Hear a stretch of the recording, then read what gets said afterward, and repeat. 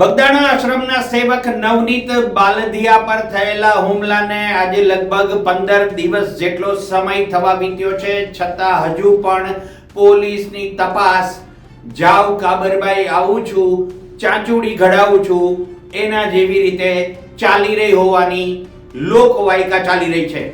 દરમિયાન પકડાયેલા 8 આરોપીઓને પોલીસ રિમાન્ડમાં લેવામાં આવ્યા હતા, પણ તેમની પાસેથી શી હકીકત સામે આવી છે એ પોલીસે હજુ સાર્વજનિક નથી કર્યું। આ દરમિયાન સૂત્રોથી એવી માહિતી મળે છે કે તપાસ કરતા 2 પોલીસ અધિકારી એટલે કે પોલીસ ઇન્સ્પેક્ટર ડાંગર અને પોલીસ ઇન્સ્પેક્ટર પટેલને પૂછપરછ માટે બોલાવાયા હોવાની વાત સામે આવી રહી છે। જો કે એસઆઈટીએ આ બાબતની કોઈ પુષ્ટિ નથી કરી કે કોઈ વાતની આ બાબતે સાર્વજનિકતા નથી કરી, પરંતુ એસઆઈટી જે રચવામાં આવી છે ગુજરાત સરકાર દ્વારા, તેમના પાસેથી મળતી માહિતી પ્રમાણે એસઆઈટીએ બંને પોલીસ ઇન્સ્પેક્ટરને પૂછપરછ માટે બોલાવ્યા છે। દરમિયાન વડાપ્રધાન નરેન્દ્ર મોદી સોમનાથ સુધી આવી ગયા, પરંતુ ભાવનગર કે બગદાણા પંથકમાંથી મુકાયેલી એસટી બસોમાં કોળી સમાજના અગ્રગણ્ય ચહેરાઓ કે કોળી સમાજના પ્રતિનિધિઓ સોમનાથ નહોતા ગયા। એ બાબતે પણ બાબતો સામે આવી છે કે બગદાણા વિસ્તારમાંથી કે ભાવનગર પંથકમાંથી ઘણી બધી એસટી બસ જે છે મહુવા પંથકમાંથી એ ખાલી રવાના કરવામાં આવી હતી, જેમાં અહીંથી કોઈ પણ પ્રતિનિધિ સોમનાથ નહોતો ગયો એવી પણ વાત સામે આવી છે।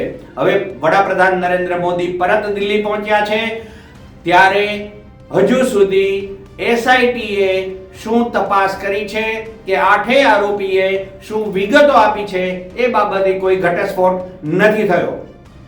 બીજી તરફ લોક સાહિત્યકાર માયાબાઈ આહિર અલગ અલગ કાર્યક્રમોમાં ભાગ લેવા માટે પોતે પોતાના સોશિયલ મીડિયા માધ્યમથી નાગરિકોને અપીલ કરતા જોવા મળી રહ્યા છે, તો જયરાજ આહિર વિશે કોઈ જ વાત સામે આવતી નથી।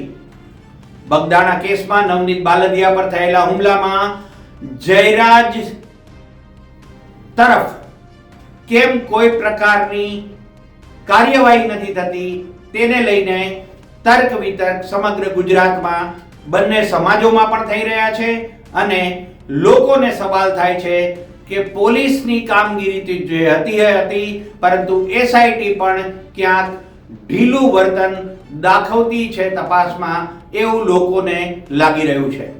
શું થાય છે આ કેસનું અને એસઆઈટી શું તપાસ કરે છે? આવનારા દિવસોમાં તપાસનો દોર કઈ દિશામાં જશે અને જયરાજ આહિરની પૂછપરછ થશે કે કેમ, એ સૌથી મોટો સવાલ છે, અને તપાસના દિશા સૂત્રોની પણ ખબર પડશે। નમસ્કાર।